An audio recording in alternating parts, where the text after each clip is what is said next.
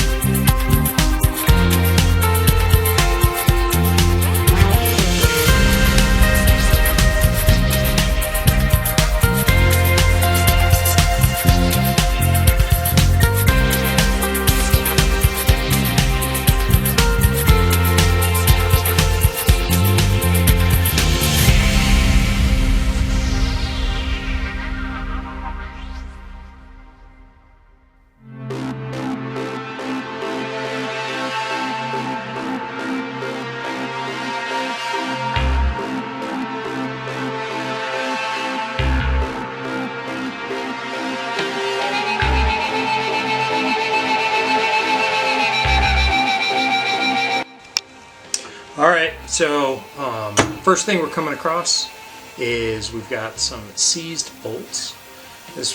These are the bolts that were used for the seat belts. In order for the tour to operate, they needed to install these seat belts. We've got through bolts that go into the wheel well. Wheel well side are becoming rusted. We've sprayed some WD-40 on it. We've let it sit for a little bit. Still having a problem, but we're going to stay after it. See what we can figure out.